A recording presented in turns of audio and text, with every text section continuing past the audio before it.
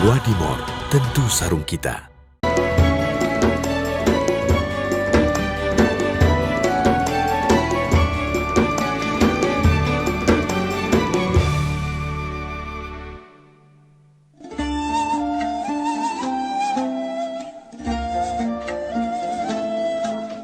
Ulama adalah seorang yang dikenal alim dan ahli dalam pengetahuan agama Islam. Mereka juga dikenal sebagai pembimbing umat Islam dalam sisi keagamaan, bahkan dalam sisi sosial kemasyarakatan.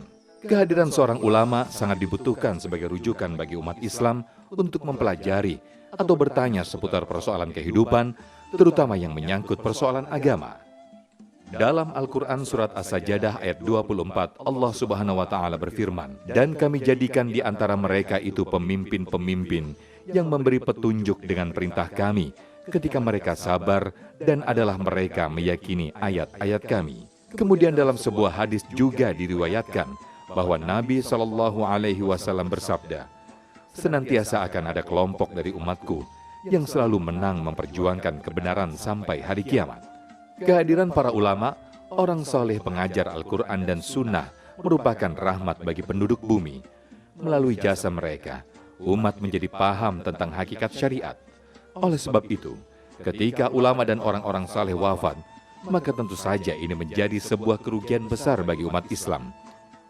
Kematian ulama, bahkan kata Rasulullah SAW, sebagai awal tercerabutnya ilmu di muka bumi.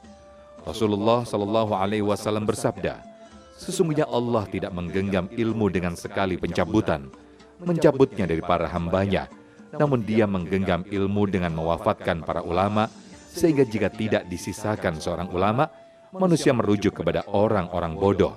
Mereka bertanya, maka mereka orang-orang bodoh itu berfatwa tanpa ilmu, maka mereka tersesat dan menyesatkan."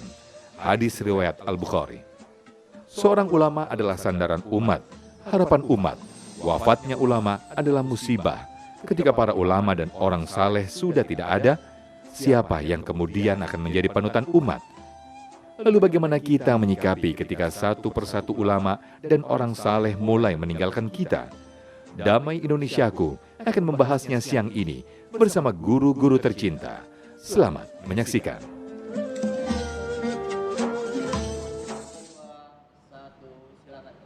Assalamualaikum warahmatullahi wabarakatuh.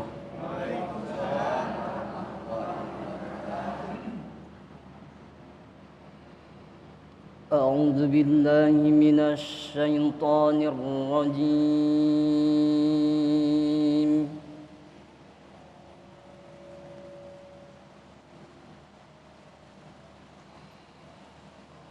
Bismillahirrahmanirrahim.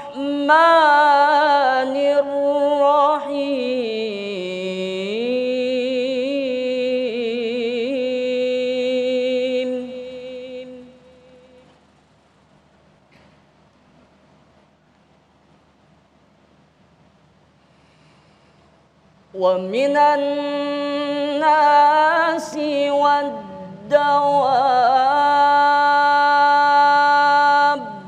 wal an'ami mukhtalifun alwanuhu kadzalik.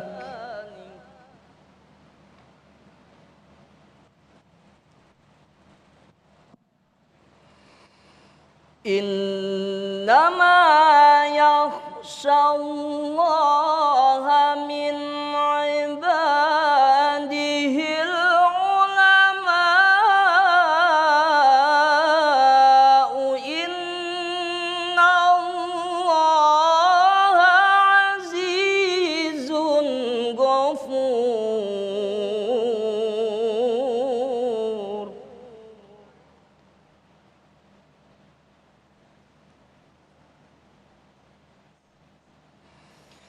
Innal ladzina yatluna kitaballahi wa aqamus salata wa anfaqu mimma razaqnahum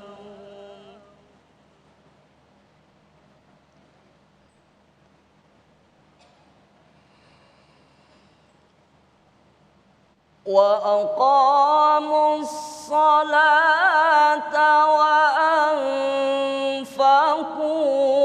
مما رزقناهم سرا وعلانية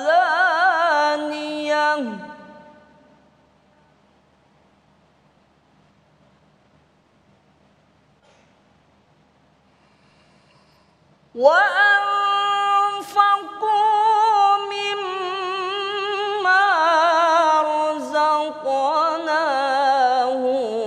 سرا وعلانية يرجون تجارة لن تبور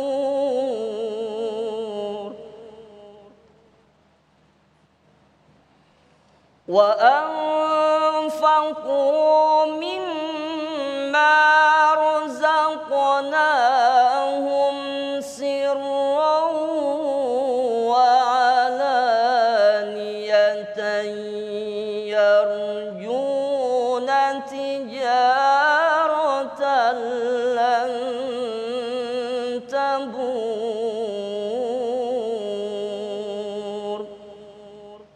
صدق الله العظيم.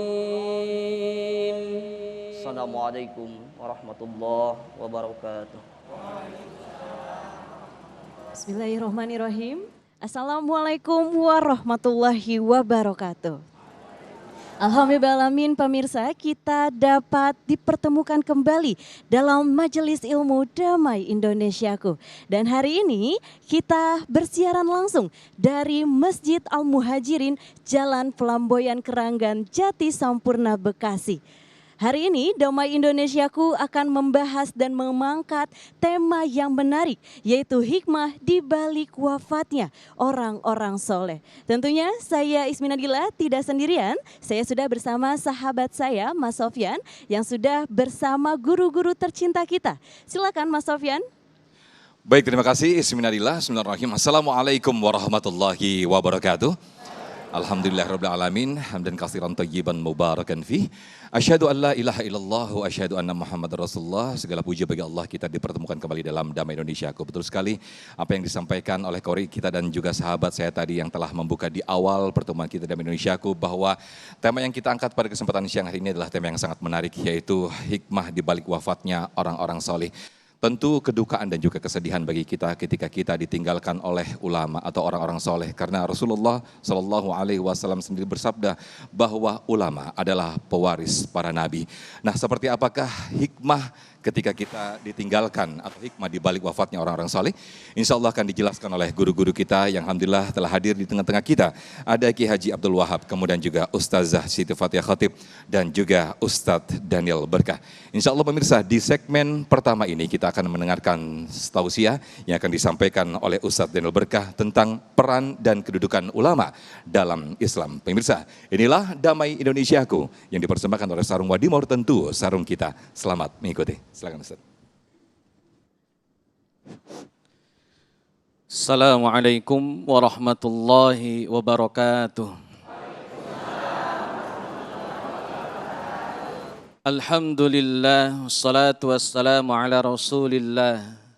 Asyhadu an la ilaha illallah wahdahu la syarikalah. Wa asyhadu anna Muhammadan abduhu wa rasuluh alladzi la nabiyya ba'dah. Allahumma salli ala Sayyidina Muhammad wa ala alihi wa ashabihi ajma'in, amma ba'd. Alhamdulillah, hadirin ikhwati iman rahimakumullah, dan juga pemirsa yang ada di rumah, pemirsa Damai Indonesiaku. Mudah-mudahan setiap kita Allah berkahi, rahmati dan ampuni. Wabil khusus guru saya Pak Kiai Haji Abdul Wahab dan Ustazah Fatihah serta Mas Sofyan. Mudah-mudahan kita senantiasa mendapatkan warisan dari Nabi sallallahu alaihi wasallam, yakni al-ilmu. Hadirin ikhwati iman rahimakumullah, ada kisah tentang Adam dan iblis laknatullah alaihi. Kita tahu diskusi antara Adam, diskusi antara iblis memberikan sebuah pelajaran penting bagi kita bahwa ada dua kacamata antara Adam dan juga iblis. Kacamata iblis, hadirin ikhwati man rahimakumullah, ketika dia menolak sujud kepada Adam, dia ingatkan bahwa dirinya lebih baik daripada Adam. Ana khairum minhu. Apa indikator iblis merasa lebih baik daripada Adam? Khalaqtani min nar wa khalaqtahu min tin. Iblis diciptakan dari api dan Adam diciptakan dari tanah. Iblis sedang mengajarkan, sedang mendakwahkan dalam tanda petik bahwa kemuliaan seseorang terletak pada materinya, bukan yang lainnya. Kata siapa bu itu? Kata saya barusan itu. Kok ngomong-ngomong iblis? Hadirin ikhwatiman rahimakumullah, adapun Allah Azza wa Jalla punya bantahan untuk iblis. Bahwa standar kemuliaan bukan pada materinya bu. Standar kemuliaan bukan pada materinya Pak, tapi pada kualitas keilmuannya. Dan itu dibuktikan dengan kemuliaan sosok seorang Adam alaihissalam. Dalam surah Al-Baqarah ayat 31 Allah Azza wa Jalla tegaskan, A'udzu billahi minasyaitonir rajim wa 'allama Adamal asma'a kullaha. Adam mulia karena Allah mengajarkan ilmu kepadanya. Bahkan kemuliaan manusia, hadirin ikhwati iman rahimakumullah, sama dengan kemuliaan malaikat dalam urusan ilmu. Dalam surah Ali Imran ayat ke-18, Allah samakan persaksian antara manusia yang punya ilmu dengan persaksian malaikat. Syahidallahu annahu la ilaha illa huwa wal malaikatu wa ulul ilmi qaiman bil qisti. Persaksian malaikat sama manusia yang punya ilmu sama. Bahkan hadirin ikhwati man rahimakumullah, orang yang punya ilmu lebih tinggi daripada malaikat. Malaikat saja waktu Adam dikasih ilmu, kemudian Allah ngetes malaikat, jawaban malaikat. Di surah Al-Baqarah ayat 32, qalu subhanak la ilma lana illa ma'allamtana. Malaikat aja kagak tahu Pak.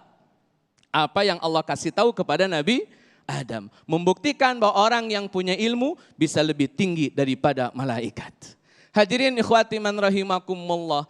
Yang kemudian kita bisa fahami, Pak, selain manusia yang punya ilmu Allah tinggikan derajatnya bahkan melebihi malaikat. Yang kedua, orang yang ahli ilmu, setiap makhluk yang ada di langit dan di bumi, bahkan ikan yang ada di lautan dan semua sungai dan airan, mereka memohonkan ampunan kepada orang yang punya ilmu. Bisa dibayangkan Pak, lagi ceramah nih Kiai Haji Abdul Wahab, lagi tidurnya Ibu Sadah Fatia, itu makhluk yang ada di langit dan di bumi memohonkan ampunan. Sudah naik derajatnya, ampunannya Allah berikan. Kan dahsyat ini. Mana lagi nikmat yang paling dahsyat kecuali Allah tingkatkan derajatnya, Allah hapuskan kesalahannya atas doa penduduk langit dan bumi, bahkan ikan sekalipun. Maka hadirin ikhwati man rahimakumullah, punya ilmu tidak pernah rugi Pak.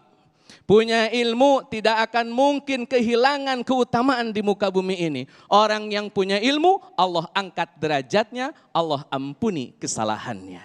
Hadirin ikhwati man rahimakumullah, untuk itu Pak, kita harus menjaga, melestarikan yang namanya ilmu.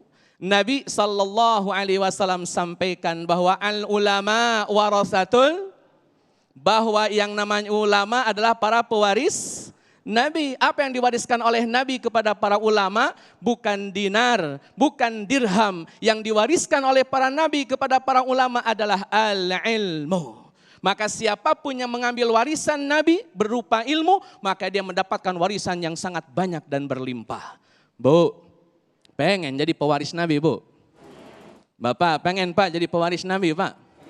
Makanya punya. Hadirin ikhwati iman rahimakumullah, kalau kita nggak sampai pada kualitas ulama, kita berdoa mudah-mudahan anak cucu kita jadi.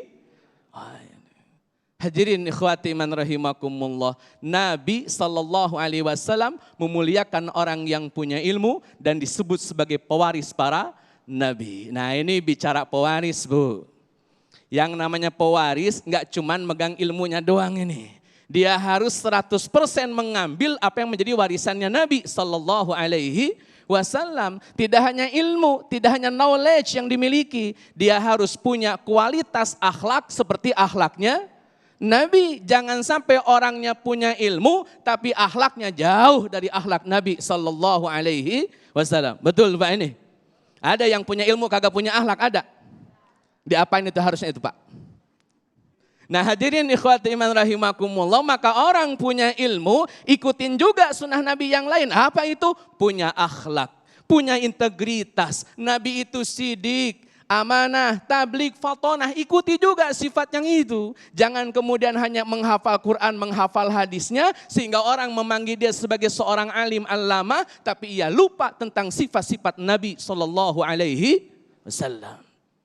Harus juga punya kepedulian terhadap umat, harus juga punya kecenderungan terhadap membangun masyarakat. Seorang ulama jangan antipati terhadap kehidupan bermasyarakat. Dia harus tumbuh, hidup berkembang bersama masyarakat. Dan terakhir, hadirin ikhwati iman rahimakumullah.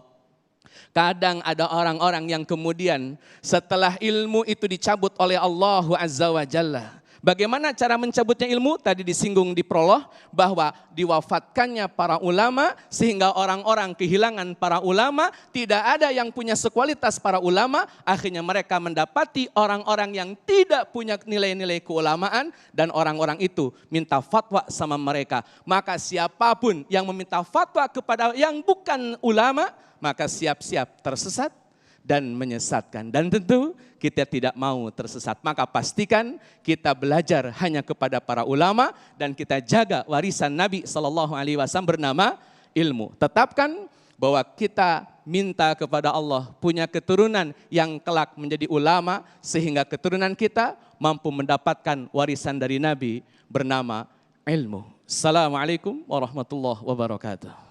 Waalaikumsalam warahmatullahi wabarakatuh. Terima kasih Ustadz Daniel yang telah memberikan muqaddimah di segmen pertama ini bagaimana peran ulama dan juga peran ilmu yang diwariskan dari ulama kepada kita semuanya. Bahwa satu tanda kiamat juga yang disampaikan oleh Rasulullah SAW ketika ulama diwafatkan oleh Allah Subhanahu Wa Taala, maka ilmu juga itu akan tercerabut. Nah di segmen kedua nanti pemirsa, bagaimanakah dampak wafatnya orang-orang saleh terhadap kita? Nanti insya Allah akan disampaikan hikmahnya kepada kita semuanya oleh Ustazah atau Bunda Siti Fathiah. Sesaat lagi tetaplah di Damai Indonesiaku. Alhamdulillahirrahmanirrahim, pemirsa masih bersama kami dalam Majelis Ilmu Damai Indonesiaku. Di segmen pertama, Ustadz Daniel Barkah sudah menjelaskan peran dan kedudukan utama dalam Islam. Dan tentunya pada segmen kali ini kita akan mendengarkan tausiah dari Ustazah Siti Fathiah. Silakan Ustazah Siti Fathiah.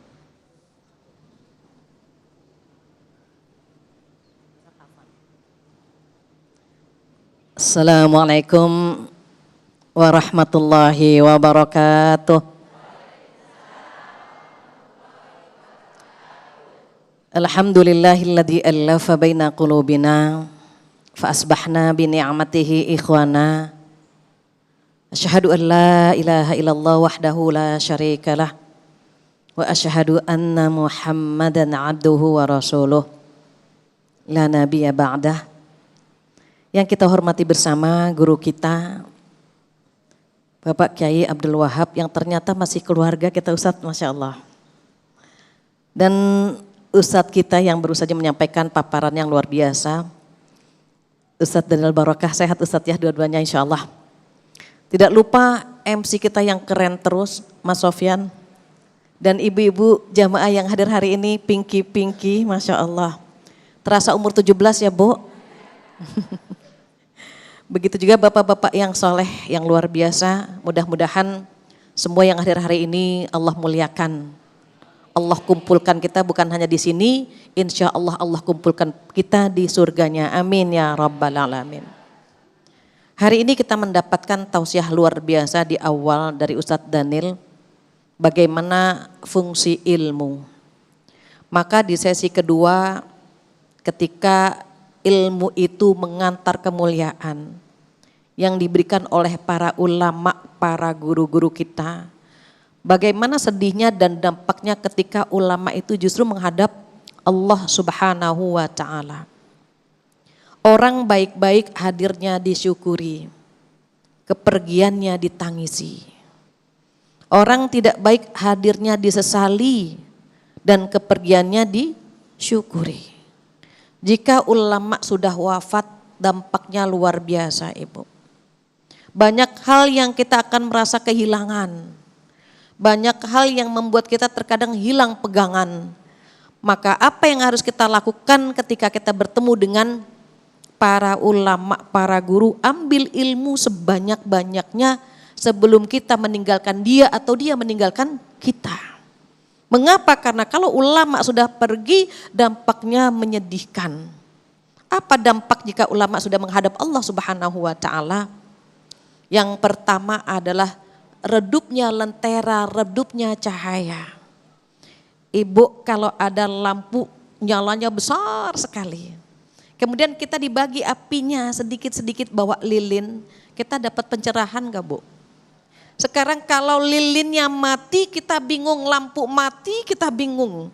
Mau ke kamar mandi bingung, mau ke dapur bingung, megang suami bingung gitu ya. Bapak megang istri malah pegang tiang kan gitu Pak. Kita bingung karena tidak ada cahaya di ruangan atau di kamar kita. Kalau lampu mati saja kita kehilangan arah, apalagi lentera yang sebenarnya yaitu para ulama dan guru-guru kita. Bingung kita mau jalan kemana. Kita mau pergi ke satu tempat saja butuh Google Map. Kita nurut banget sama Google Map-nya, Bu. Kata Google Map-nya turn right, kita belok kanan. Turn left, kita belok kiri. Sekarang guru harus kita dengarkan. Ulama itu tadi sudah disampaikan oleh Ustadz, al-ulama warasatul anbiya. Ulama itu pewaris para nabi. Jadi ilmu yang diwariskan kepada kita itu Masya Allah luar biasa, membuat kita mendapatkan cahaya sehingga kita bisa jalan dengan jalan yang diarahkan. Bisa jalan dengan jalan yang sudah ditentukan oleh Allah Subhanahu wa Ta'ala. Kalau bahasa Betawinya nggak ngasruk gitu. Paham Bu, nggak ngasruk Bu? Oh Ibu pahamnya bahasa Perancis ya. Kita kalau jalannya nggak ada lentera, nggak ada denah, nggak ada arah Bu, kita akan jalan kemana saja. Itu yang kita alami di akhir zaman. Nggak ada yang bimbing, nggak ada yang mengarahkan. Kita bingung sama suami, sama istri bagaimana kita berperilaku. Maka cahaya itu yang kita punya saat ini masih kadang-kadang redup, kadang-kadang nyala. Mengapa? Ulamanya berkurang. Tadi yang tersisa adalah ulama yang sesat dan menyesatkan, naudzubillah.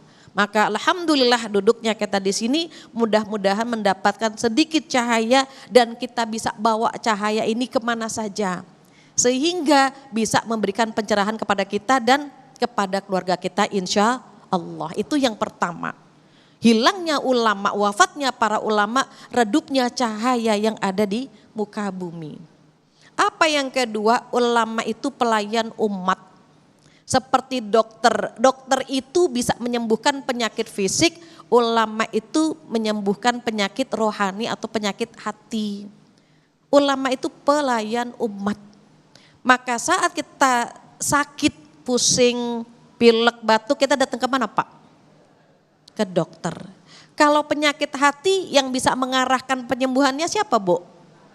Ulama, para guru. Kenapa? Karena guru yang sebenarnya itu, dokter yang sebenarnya atau guru yang sebenarnya para nabi. Karena tidak memiliki penyakit hati. Namun ulama karena mewarisi rasa takut kepada Allah Subhanahu wa Ta'ala, penyakit hatinya sedikit. Ibu, kita tuh punya penyakit hati, semua punya penyakit hati. Kita dokter sekaligus pasien. Karena dokter sejati hanya para nabi. Rasulullah Sallallahu Alaihi Wasallam itu nggak punya penyakit hati. Kalau kita kadang-kadang jadi pasien, kadang-kadang jadi dokter. Walaupun sebetulnya kita bukan dokter sejati, bukan dokter yang sebenarnya. Tetapi minimal kita bisa bantu. Contoh, ibu pilek, kita bilang, Bu, kemarin anak saya minum obat ini sembuh. Kita dokter bukan Bu? Bukan, tetapi minimal bisa memberikan solusi, bisa memberikan pencerahan bahwa obat batuk, obat pilek ini obatnya. Walaupun kita bukan dokter. Para guru sama halnya, kami itu bukan dokter sejati. Kadang-kadang ada penyakitnya, kadang-kadang jadi dokter gitu ya. Namun Allah jaga, berharap apa yang kita sampaikan, kita introspeksi pertama kali ke dalam hati kita terlebih dahulu. Malu kalau kita menyampaikan kitanya belum memperbaiki diri. Maka sedih jika ternyata para ulama berkurang. Pelayan umat mulai berkurang. Kita akan lari kemana? Siapa yang akan melayani kita, siapa yang akan membimbing kita ke arah yang lebih baik? Alhamdulillah hari ini TV One memberikan fasilitas menyajikan ilmu dengan guru-guru besar, ini luar biasa. Susah Bu dapat Ustadz Daniel, Kiai Haji Abdul Wahab, susah. Ya Ustadz ya, dapatnya jarang-jarang. Nikmati santapan dari beliau. Mudah-mudahan kita menjadi orang yang mendapatkan pelayanan dari beliau insya Allah. Itu yang kedua. Apa yang ketiga? Yang ketiga, ketika wafatnya para ulama, otomatis orang baik-baik berkurang. Orang baik-baik berkurang. Tanda-tanda hari kiamat orang baiknya berkurang, orang yang tidak baik bertambah. Dan orang baik-baik ini ada di hadapan saya semua, Masya Allah. Amin. Jadi kalau Allah memilih kita mempelajari ilmu agama, duduk dengan para ulama, semua atas izin Allah. Kalau Allah tidak menghendaki kita nggak duduk di sini ya Bu ya. Kalau Allah tidak menghendaki saya tidak bertatap wajah dengan bapak-bapak yang hadir di sini. Semua atas izin Allah. Maka karena Allah memberikan kita kesempatan untuk berkumpul dengan orang-orang baik, ambil, minta transferan kebaikannya kepada kita. Karena orang itu ada dua macam, ada yang soleh saja, ada yang soleh dan menyolehkan. Maka para ulama termasuk yang diberikan oleh Allah menjadi orang yang soleh dan menyolehkan. Semoga kita termasuk di dalamnya, amin ya rabbal alamin. Amin, amin ya rabbal alamin. Terima kasih Bunda Fathia yang telah memberikan nasihat kepada kita semuanya. Latar belakang dari diangkatnya tema ini salah satunya adalah wafatnya Habibana Habib Muhammad bin Hussein Alaidrus Condet pada 25 Agustus lalu. Dan tentu ini juga mungkin juga berkaitan dengan wafatnya Habib para ulama yang juga mungkin wafat di daerah-daerah lain, yang ini memberikan satu kesedihan tentu bagi kita. Seperti yang dijelaskan oleh Bunda Fathia tadi bahwa kehilangan lentera, bahwa salah satu tanda kiamat adalah berkurangnya orang-orang baik dan justru bertambahnya orang-orang yang tidak baik. Lantas tentu kita tidak ingin terus bersedih ketika kita ditinggalkan guru-guru kita, ketika kita ditinggalkan oleh para ulama. Dampak ataupun hikmah atau pelajaran apa yang bisa kita ambil dari wafatnya orang-orang soleh ini, insya Allah nanti akan dijelaskan oleh kiai kita sesaat lagi. Tetaplah di Damai Indonesiaku. Baik, terima kasih pemirsa, Anda masih di Damai Indonesiaku dengan tema yang sangat menarik sekali, hikmah di balik wafatnya orang-orang soleh. Guru-guru kita tadi telah menjelaskan bagaimana juga disabdakan oleh Rasulullah SAW merupakan musibah bagi umat ini ketika diwafatkannya ulama. Dalam artian ketika itulah dicabutnya ilmu. Dan dampak ataupun hikmah apakah yang atau makna apakah yang bisa kita ambil dari diwafatkannya ulama ini, insya Allah akan dijawab oleh guru-guru kita, oleh guru kita Kiai Haji Abdul Wahab. Silakan Kiai. Bismillah. Assalamualaikum warahmatullahi wabarakatuh. Alhamdulillahilladzi anzala ala abdihil kitaba wa lam yaj'al lahu iwaja qayyiman liyundhira ba'san syadidan min ladun wa yubashshiral mu'minin alladhina ya'maluna as-solihati anna lahum ajran hasanah. Amma ba'du, yang saya muliakan Ustazah Fathia, Ustaz Daniel, Ustaz Sofyan, ibu-ibu sehat-sehat semua ya. Amin, alhamdulillah. Ini wajahnya ceria nih, karena masih tanggal muda ya Bu ya. Kalau udah tanggal tua beda lagi wajahnya. Para pemirsa Damai Indonesiaku yang dirahmati oleh Allah Subhanahu wa taala, tema kita sangat menarik pada kali ini. Ini adalah bulan bulan apa? Oh iya, paham, Safar. Bulan Safar ini kata orang Jawa disebut dengan bulan bala. Bulan bala, katanya banyak bencana, banyak bahaya gitu ya. Nah, ini dibantah oleh para ulama. Karena di bulan Safar ini Rasulullah Muhammad SAW menikah dengan Siti Khadijah. Menikah dengan Siti Khadijah. Kenal dengan Siti Khadijah, Bu? Di mana kenalnya? Siti Khadijah ini istri Rasulullah yang dipilihkan oleh Allah untuk mendampingi perjuangan Rasulullah, janda 2 kali. Mengapa Rasulullah Muhammad dipilihkan seorang janda? Nanti jawabannya di lain waktu ya. Oh, yang janda semangat ini. Pemirsa yang dirahmati oleh Allah Subhanahu wa taala, di bulan Safar ini pula Rasulullah Muhammad pertama kali jatuh sakit. Pada akhir bulan Safar sekitar tanggal 28-29 Rasulullah Muhammad sakit, dan pada tanggal 12 Rabiul Awal, harinya hari Senin, waktunya waktu duha, Rasulullah Muhammad diwafatkan oleh Allah Subhanahu wa taala. Rasulullah Muhammad ketika wafat tidak meninggalkan harta, tidak meninggalkan benda, tapi ada 2 pusaka yang ditinggalkan oleh Rasulullah. Yang pertama Kitabullah Al-Quran, dan yang kedua sunnahnya Rasulullah. Al-Quran bisa sampai kepada kita, Rasulullah sudah wafat, tapi Al-Quran masih bisa sampai kepada kita. Hadis-hadis Nabi masih bisa sampai kepada kita. Kita masih mampu dan bisa mempelajari akhlak-akhlak Rasulullah Muhammad, pasti ada yang membawa. Benar nggak, Bu? Bahkan kita kenal Islam di Indonesia pun pasti ada yang membawa. Kalau tidak ada yang membawa, tidak mungkin Islam bisa datang ke Indonesia. Tentunya siapa yang membawa? Pewaris Nabi, yaitu al-ulama warasatul anbiya. Saya nggak mau cerita jauh-jauh deh ya Bu ya. Pemirsa yang dirahmati oleh Allah Subhanahu wa taala. Maka ulama disebut dengan pewaris Nabi. Karena para ulama itulah yang mewarisi 2 ini yang disampaikan baginda Rasulullah Muhammad kepada para ulama. Dari ilmunya ulama yang akan melahirkan ilmu agama. Dari ilmu agama akan lahirlah tuntunan akhlakul karimah. Dari tuntunan akhlakul karimah kita jadi mengerti mana yang hak dan mana yang batil. Mana yang halal dan mana yang haram. Ini buruk, ini baik. Itu berkat bimbingan dan tuntunan ilmu agama. Nah, pemirsa Damai Indonesiaku yang dirahmati oleh Allah Subhanahu wa taala. Maka ulama kiai ini sebagai tonggak daripada berdirinya sebuah negara.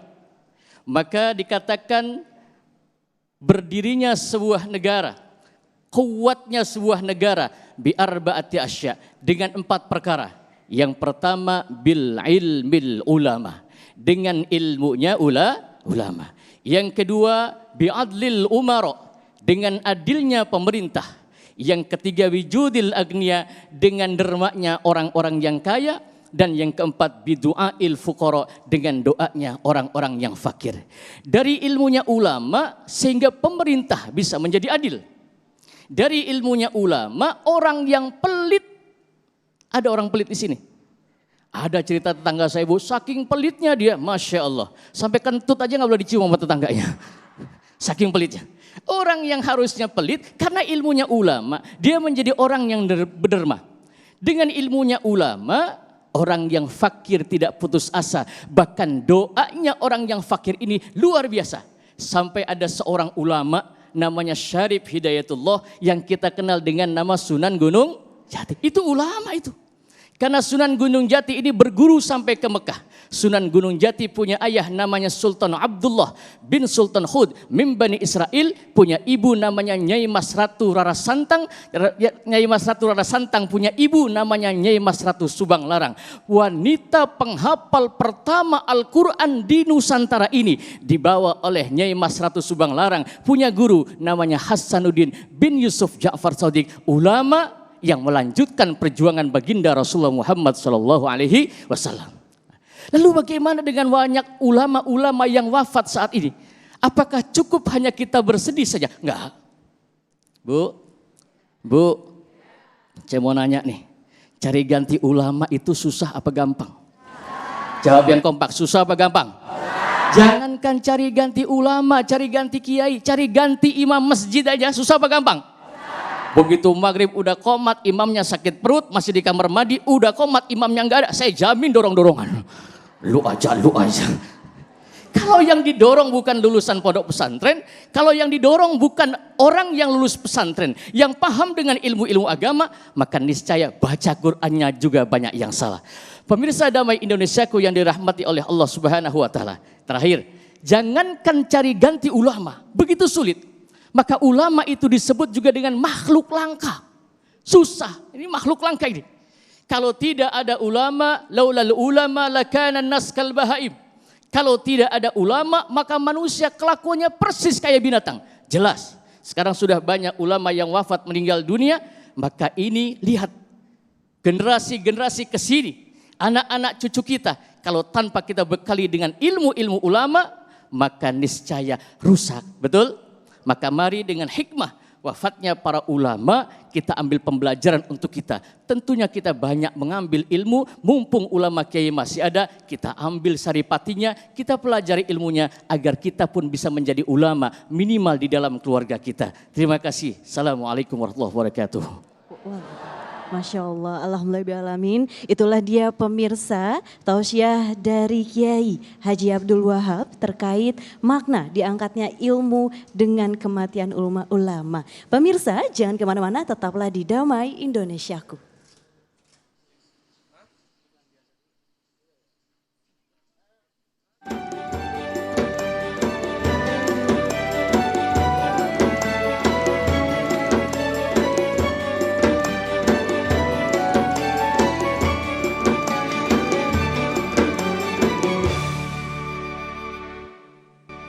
Terima kasih pemirsa, masih bersama kami dalam Majelis Ilmu Damai Indonesiaku. Dan tidak terasa pemirsa, kita sudah di penghujung acara. Semoga tausiah dari guru-guru tercinta kita bisa diterapkan dan diingatkan selalu dalam kehidupannya. Amin, amin ya rabbal alamin. Akhir kata, saya Ismi Nadila. Dan saya Muhammad Sofyan serta pendukung acara ini Sarung Wadimor, tentu Sarung kita mengucapkan pamit undur diri. Terima kasih. Wassalamualaikum warahmatullahi wabarakatuh.